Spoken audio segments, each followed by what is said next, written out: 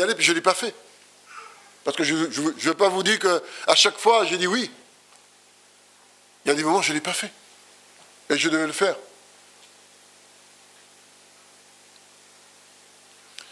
C'est bien quand on fait quelque chose. On aime bien en parler, mais quand on ne fait pas non plus, on n'aime pas trop en parler. Ça vous est jamais arrivé?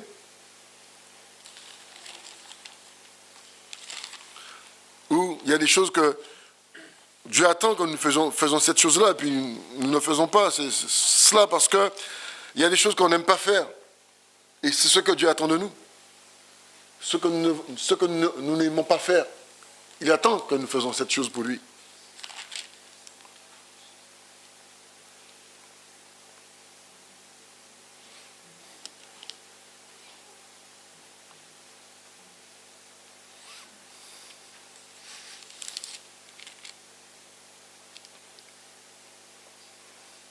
Je lis aussi un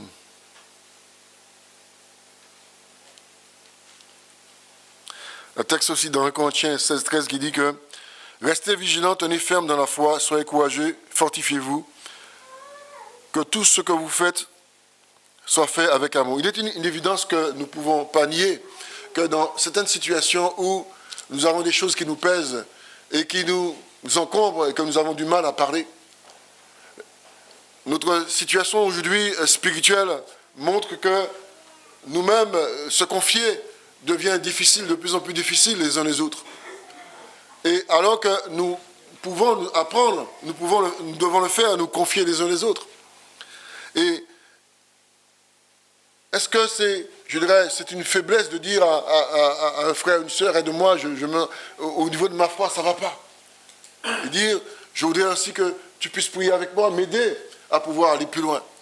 Si tu vois que cette personne, au niveau de sa vie spirituelle, cette personne a beaucoup de... Parce qu'on peut être aussi quelqu'un qui a beaucoup de, je dirais, de chat, beaucoup de... Et puis finalement, qui n'est pas... C'est pas parce qu'on est comme ça qu'on a beaucoup de foi, ça veut rien dire. On peut être quelqu'un qui soit là, qui soit calme, qui ne parle pas peut-être beaucoup, mais qui est quelqu'un qui soit attaché, qui soit dans la foi aussi. C'est pas nous qui voyons, c'est Dieu qui voit. Mais c'est aussi peut-être aussi le contraire aussi. Il y a ceux qui sont là qui peut-être, ou celles qui sont là qui ne parlent pas beaucoup, mais qui ont vraiment une vie spirituelle assez, je dirais, assidue, assez, je dirais, suivie, et qui marche dans la foi, qui ne parle pas beaucoup, mais qui, en allant vers cette personne, elle peut nous aider. Et puis d'autres, ce sera le contraire aussi. Mais ce qui est important, c'est que l'assemblée l'assemblée est faite pour cela, en fait. Il y a cette communication que nous avons besoin les uns les autres pour pouvoir nous amener à aller beaucoup plus d'élan. Nous avons besoin de cela. Et d'élan, de zèle pour Dieu aussi. Parce que nous devenons, des fois, le frère disait, finalement des religieux. Parce que, pourquoi? Parce que nous venons, nous repartons, mais on s'arrête là. Je parlais du fait que Dieu nous interroge de notre zèle dans les œuvres que nous devons faire pour lui. Parce qu'il y a des œuvres qu'il a déjà préparées, d'avance. Et ils interpellent à entrer dans ces œuvres. Mais le fait que nous-mêmes est-ce que nous avons peur de nous, ou peur de ceux qui sont autour de nous, ou peur d'y aller?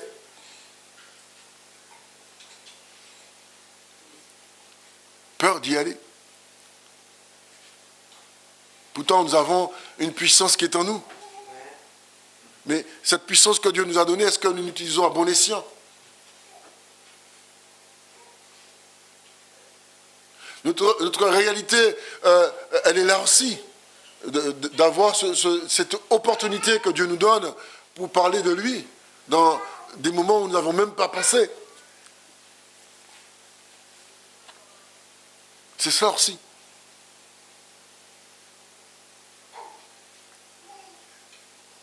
J'arrive dans un endroit où je suis en train de chercher un produit et puis je demande à une dame qui est là et puis je plaisante avec cette dame.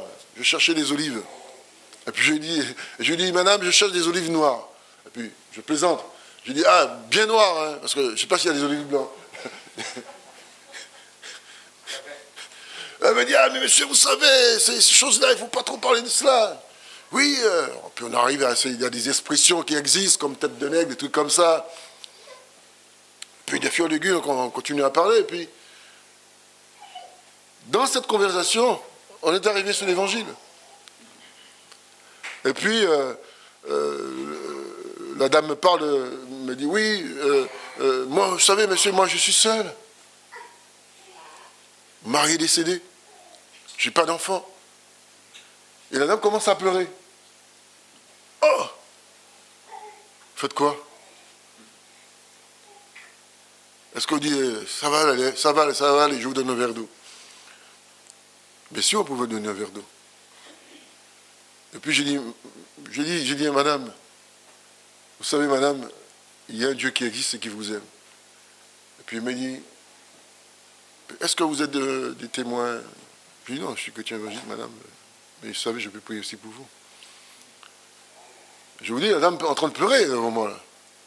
C'est là que je dis, madame, est-ce que je peux prier avec vous? Elle m'a dit oui. Et là, ensemble, on se met à prier. Et la dame, en chaude l'âme, commence à pleurer. Et elle me dit, mon désir, c'est de rejoindre mon mari. Je lui dis, madame, là, vous êtes en vie. Votre désir, c'est de mettre vos confiance en Dieu pour que vous soyez sauvés aussi. Sauvés, c'est ce qui est le plus important. Votre mari, c'est votre mari, mais vous, c'est vous. Vous voyez la différence? Mais à tout prix, c'est là que j'ai expliqué le message de l'évangile, lui faire comprendre que son salut, là, c'est là qu'elle doit le préparer. Et c'est là que j'ai prié pour cette dame. J'ai vu une détresse dans cette dame. Quand j'ai vu cette personne, vous la regardez, vous ne voyez pas ça en elle. Mais c'est quand elle s'est exprimée, quand on voit la différence.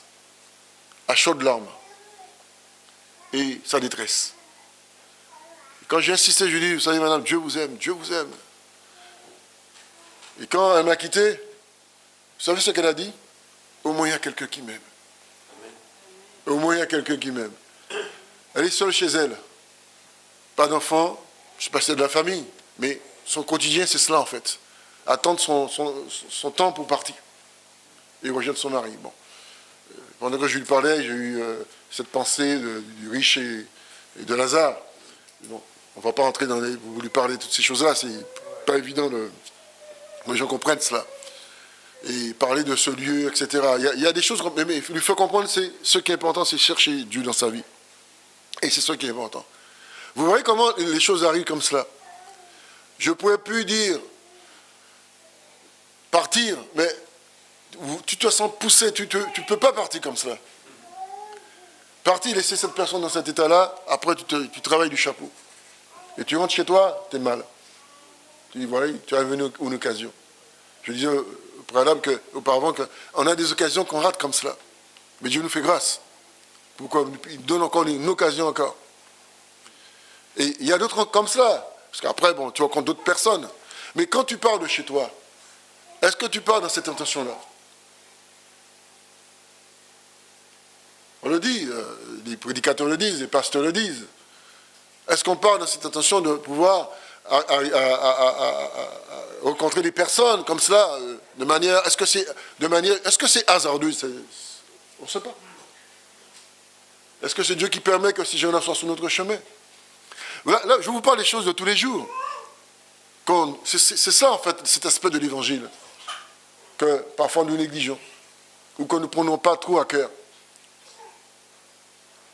Ce n'est pas le fait de dire, bon, on veut un message beaucoup plus consistant, beaucoup plus fort. Mais le b.a.-ba qu'on ne fait pas là, et qui est le plus important, on en fait quoi?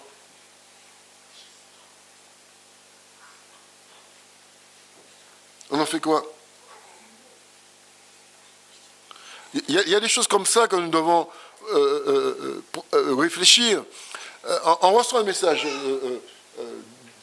Dimanche dernier, le frère a prêché sur le retour de Christ. Et Jésus dit, à un moment donné, il dit que la foi de plus grand nombre, ça va se refroidir. On va diminuer. Dans Matthieu 24, il le dit, à un moment donné, on va commencer à diminuer, on va se regarder les uns les autres, on dit, moi je me fie de celle-là, on ne sait jamais, je me fie de celui-là. Quant à mon pasteur, on ne sait pas vraiment qui il est, on ne sait pas d'où il vient, je me fie. Et à un moment donné, à force d'entendre des choses, on ne voit rien venir, on me dit, est-ce que Jésus va revenir un jour? J'ai déjà entendu ça, moi, dans le centre de Beauvais. Des gens qui m'ont apostrophé de cette manière. Il dit, ça fait plus de 2000 ans qu'on parle de votre affaire-là. Oh, ça va. Hein. Il y a un moment donné, on est là et on entend des choses. Paul disait, je ne me lasse pas de vous répéter les mêmes choses. On entend tout cela. C'est comme un leitmotiv. Mais tout ça, c'est pour nous donner à être dans cette vigilance. Mais au sein même de l'Assemblée, quelle est notre attitude vis-à-vis de tous ceux qui sont là, autour de nous, que nous côtoyons de manière, je dirais peut-être même que le dimanche. Il y a des frères et sœurs qu'on côtoie que le dimanche. Et après, on ne les voit plus. Mais du dimanche au dimanche, on ne sait plus où est-ce qu'ils sont. Est-ce que nous pensons à eux dans nos prières? Est-ce que nous pensons à eux dans leur situation de tous les jours, par rapport à ce qu'ils vivent, dans leurs problèmes de santé, dans leurs problèmes de travail, dans leurs problèmes familiaux, mais dans leurs problèmes spirituels aussi, surtout. Est-ce qu'on dit, bon, ils se débrouillent, ou elles se débrouillent? Chacun ça. Oui. Chacun a son expression, là. Je vois que vous connaissez ça. Est-ce qu'on a ces pensées-là? Mais est-ce que nous, dans notre vie de tous les jours, on a foi en Dieu, on dit, Seigneur, je veux qu'il y ait quelque chose qui se passe pour mon frère, pour ma soeur. Je te prie pour lui de penser à nos frères dans nos prières. On dit que l'Église est une famille. Mais est-ce que cette famille se rassemble pour pouvoir partager?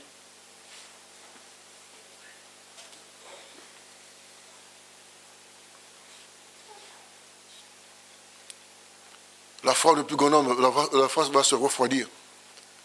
Et nous le voyons nous-mêmes dans notre vie spirituelle. Est-ce que nous sommes dans le zèle? Non. Est-ce qu'on n'est pas là simplement parce qu'il faut être là? Après tout, bon dimanche, je vais à l'église et puis voilà, ce sera un temps à passer. Et puis je rentre chez moi, après c'est bon. Une fois que je suis entré, je prends tout ce que j'ai là, je mets là. C'est une question que je vous pose. Qu'est-ce que vous en pensez?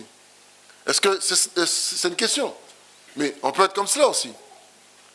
On peut être aussi dans le contraire. Non, je prends du temps aussi.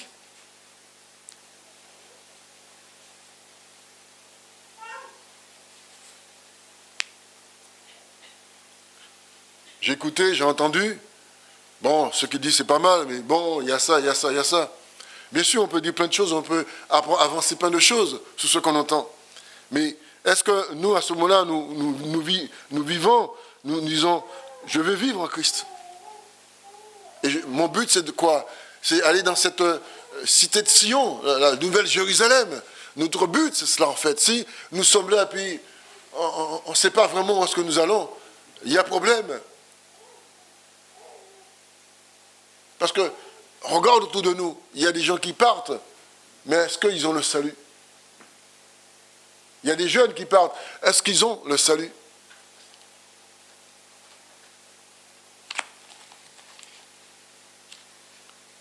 Il y a des frères qui demandent qu'on prie pour eux parce qu'ils sont dans des situations de persécution. C'est dur pour eux. Mais il dit, priez pour nous parce que c'est très dur pour nous. Aujourd'hui, on met des protections pour les lieux de culte. Peut-être même on va mettre ici une protection. Parce qu'on ne sait pas ce qui peut se passer. Mais avant tout, nous devons demander la protection de Dieu.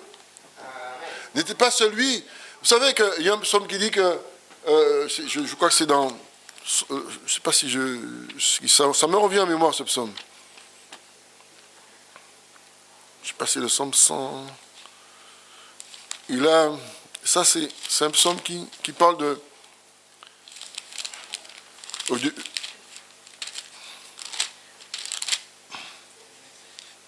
Non, pas 127.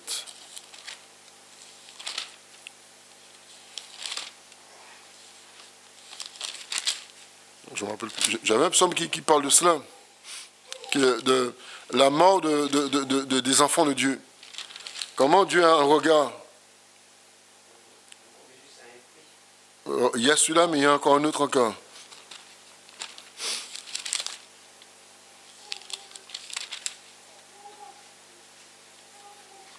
Bon, je ne le trouve pas, mais j'ai eu cette pensée-là.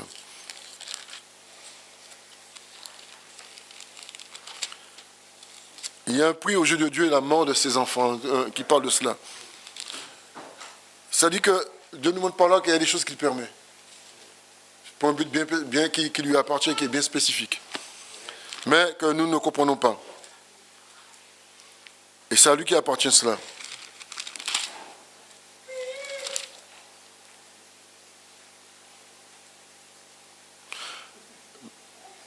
Hébreux 11:6 nous dit, « Or, sans la foi, il est impossible d'être agréable à Dieu. Car il faut que celui qui s'approche de lui croit que Dieu existe et qu'il récompense ceux qui le cherchent. » Dieu prend plaisir à cela. Parce que pour être agréable à Dieu, ce n'est pas non seulement le fait de faire des gestes de part et d'autre.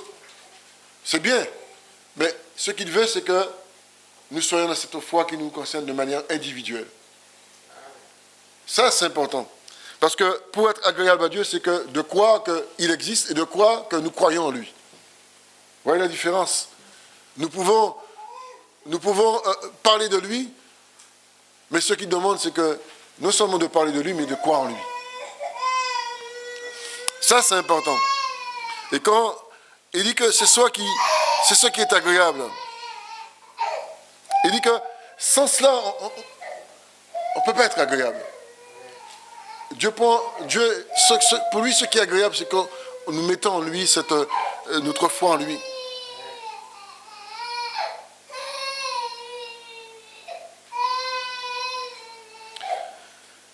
Car sans cela, nous pouvons passer à côté. Nous pouvons passer à côté sans cela. À côté de quoi?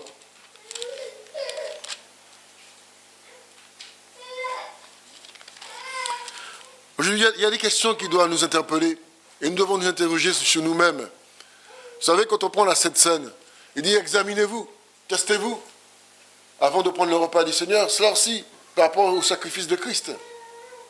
Vous savez ce que nous prenons, ce que nous touchons. Est-ce que nous croyons vraiment que Jésus est mort et ressuscité? Est-ce que nous croyons qu'il est mort pour nos péchés, pour nos iniquités? Il y a cela aussi. Est-ce que nous croyons que ce sacrifice est un sacrifice unique pour le monde entier, pour que les hommes soient sauvés, que nous-mêmes aussi? Toutes ces choses pourquoi il demande de nous examiner? Il y a aussi notre attitude de vie de tous les jours. Savoir si nous vivons une vie, je dirais, un peu olé olé, et puis voilà, puis bon, on y participe. De nous examiner aussi, de nous amène aussi à nous confesser aussi de nos péchés, des choses que nous faisons qui ne sont pas agréables à Dieu. Et de nous dire, avant de toucher à cela, qui est une chose sainte, nous devons nous remettre devant Dieu. Est-ce que nous pensons à tout cela aussi? Parce qu'il est important de nous examiner. Il y a la foi, mais il y a l'examen aussi de nous-mêmes, l'examen de soi. Vous savez, quand on a un problème, on va voir un médecin, il dit, on va faire des examens. Des examens pour savoir ce qu'il y en est vraiment. Mais là, c'est l'examen du corps. Mais là, il nous demande l'examen du cœur. De savoir où nous en sommes au niveau de ce que nous avons à l'intérieur. Parce qu'il dit que c'est dans le cœur que tout se passe. Bon comme mauvais. S'examiner, c'est important devant Dieu. Après une journée que nous avons passée, comment nous nous sommes comportés, comment nous avons réagi, comment nous avons parlé, ce que nous avons regardé, ce que nous ne devons pas regarder, que nous avons regardé, ce que nous devons regarder, que nous n'avons pas regardé aussi, toutes ces choses-là. Ça doit nous interpeller. Est-ce que Dieu parle en vain?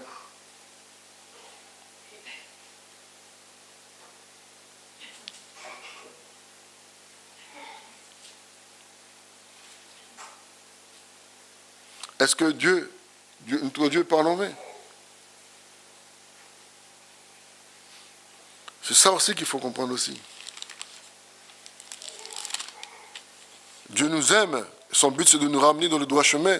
Son but, et quand il nous corrige, c'est pour nous-mêmes, c'est pour nous faire du bien.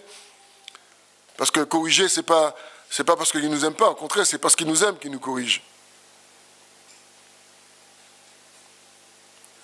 Jésus n'est-il pas celui qui intercède pour nous, afin que nous puissions nous-mêmes prendre acte que lui il intercède pour nous et que nous avons besoin de revenir à lui? Je disais que le diable qui accusait les enfants de Dieu nuit et jour, il fut jeté. Parce que nous faisons des choses qui sont pas agréables à Dieu, dans nos attitudes. Vous savez cela? Nous faisons des choses parfois qui ne sont pas agréables.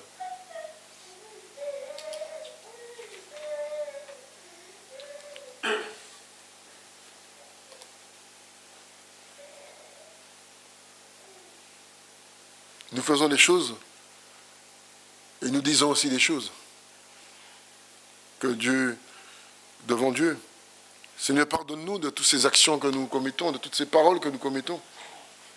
Et remets-nous dans le droit chemin, Seigneur. Nous allons prier ce matin que nous ayons des pensées qui soient pures. Nous allons prier ce matin pour que nos pensées soient lavées de tout ce qui vient l'impacter négativement, qui nous empêche de recevoir ce qui est bon. Nous-mêmes, nous pouvons faire obstacle aussi à la parole de Dieu. Nous pouvons la refuser. Vous savez ça?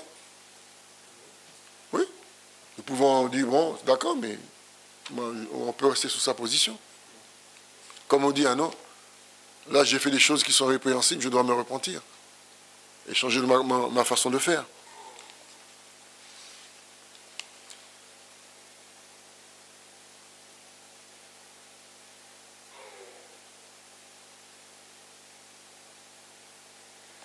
Jésus pose cette question. Je termine là. Il dit, trouverai-je la foi? Et Jésus peut nous poser cette question, est-ce que nous avons la foi en lui? Est-ce que je trouve la foi en vous? Mais ça, c'est de manière individuelle.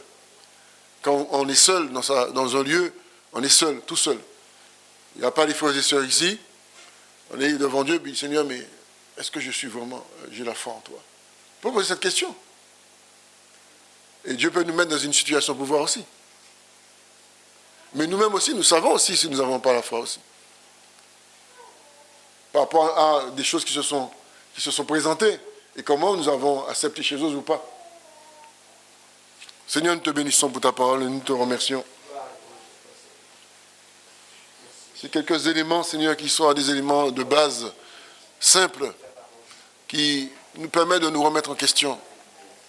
C'est une parole, Seigneur, qui nous parle de la vie de tous les jours, de ce que nous faisons, de ce que nous ne faisons pas, de ce que nous acceptons, de ce que nous n'acceptons pas, de ce que nous pouvons faire pour toi que nous ne faisons pas.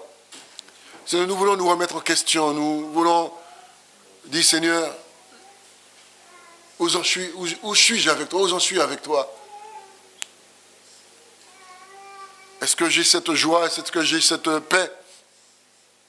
Est-ce que je veux vraiment, oh Dieu, te recevoir comme toi, tu m'as reçu? Et puis, oh Seigneur, je ne me sens pas bien en moi, j'ai besoin d'aide. J'ai besoin que tu me visites, que tu me redonnes une nouvelle dimension spirituelle avec toi, parce que je suis sur moi-même. Et je n'ai plus le même regard sur l'Église. Mon regard n'est plus pareil. Mon regard n'est plus pareil sur l'Église. J'ai un autre regard sur l'Église. Un regard, Seigneur, d'éloignement. Oh Dieu, je viens vers toi. Et je prie pour nous tous ici, oh Dieu. Nous venons tous vers toi pour que nous puissions avoir un nouveau regard vers toi. Nous ne voulons pas nous éloigner de ce que toi, tu as institué, Jésus. Pas un regard d'éloignement, pas un regard, Seigneur, où on fuit, où on veut chercher ailleurs ce que toi, tu n'as pas mis. Tu l'as déjà mis pour nous. Ou dire, vu que moi, je n'ai pas trouvé dans telle assemblée, dans tel endroit, je vais créer ma propre église pour pouvoir mettre en œuvre ce que je vais faire pour Dieu. Ce n'est pas cela que tu nous as appelés. Bien sûr qu'il va être suscité dans les assemblées des faux frères ou des fausses sœurs qui peuvent se lever contre ce que tu as institué. Mais tu nous avertis déjà. Mais au niveau des faux, il y a des vrais. Il y a des vrais qui sont là. Il y a des vraies sœurs, il y a des vrais frères qui sont là. Il y a des vrais serviteurs. Ô Dieu Tout-Puissant. Et je te prie, Seigneur, pour que ces vraies sœurs, ces vrais serviteurs, tu puisses les élever. Ô Dieu Tout-Puissant, pour que ceux, Seigneur, qui sont là, qui essaient de mettre, Seigneur, une ambiance, Seigneur, pour pouvoir empêcher, Seigneur, que l'évangile, Seigneur, puisse aller plus loin, puisse, Seigneur, tu nous le montres, Seigneur. Nous avons besoin de ton discernement pour détecter, Seigneur, ce qui est faux, ô Dieu Tout-Puissant. Détecter les faux frères, les fausses sœurs, les faux ministères. Seigneur, nous avons besoin de toi. Mais nous voulons aussi, Seigneur, que tu nous mettes à preuve aussi dans notre foi, Jésus. Parce que tu nous dis, ayez foi en Dieu. Tu nous dis cela, Jésus. Seigneur, nous pouvons douter de tout de ce que l'Évangile apporte. Par rapport à ce que nous voyons, par rapport à ce que nous entendons, par rapport à ce que nous vivons, par rapport à ce qui est à venir. Parce qu'il y a des choses à venir qui seront encore plus dures. Seigneur, si nous n'arrivons pas à supporter ce qui est aujourd'hui, comment nous allons supporter ce qui arrivera? Aide-nous, Jésus. Seigneur, ramène-nous, Seigneur, dans ta bergerie. Ramène-nous dans ce qui est bon, dans ce qui est juste. Ramène-nous de ce que toi, tu attends de nous, ô Dieu. Seigneur, donne-nous cette assurance que nous avons besoin, ô Dieu. Donne-nous de l'assurance. Aide-nous, Jésus. Donne-nous, Seigneur, à aller vers ce que nous n'osons pas aller. À parler ce que nous n'avons pas arrivé à dire. Donne-nous à le dire, Seigneur. Jésus, vois notre état. Vois, Seigneur, Dieu de compassion. Seigneur, nous ne voulons pas être des serviteurs qui soient froids, mais tu veux des serviteurs qui soient, Seigneur, bouillants. Pire, Seigneur, des serviteurs qui soient tièdes, ô Dieu Tout-Puissant. Tu dis que si nous sommes tièdes, tu vas nous vomir. Oh Jésus, pardonne-nous, Seigneur. Ne nous laisse pas dans la tiédeur spirituelle, ô Dieu, ni dans la paresse spirituelle, ô Dieu. Ramène-nous, Seigneur, à la réalité, Seigneur, de ta parole. Ramène-nous, Seigneur, à commencer, Seigneur, de ceux, Seigneur, qui puissent, Seigneur, commencer, Seigneur, à intercéder, à prier, à chercher les choses d'en haut. Tu dis, il y a un temps, Seigneur, nous devons mettre de côté tout ce qui est inutile, qui ne sert à rien, à jeter qui ne sert à rien, oh Dieu. Ce matin, tu nous as rappelé encore, il y a un temps. Est-ce que ce temps, il est déjà là, ce temps? Donne-nous à saisir ce temps que tu nous donnes. Donne-nous à saisir, Seigneur, cette opportunité que tu nous donnes. Donne-nous à le prendre pour nous, chacun de nous de manière individuelle, personnelle. Qui sommes-nous, ô Dieu, de ceux que tu as sortis de la boue du péché? Qui sommes-nous de ceux que tu as ramassés, de ceux que tu as, Seigneur, c'est pas avec, Seigneur, du sel et de l'huile que tu nous as frottés, mais c'est par ton sang, ô Dieu. Le sang de Jésus qui nous purifie de tout péché, mais par ta mort à la croix, ô Dieu, et ta résurrection, ô Dieu Tout-Puissant. Et tu nous le rappelles chaque jour.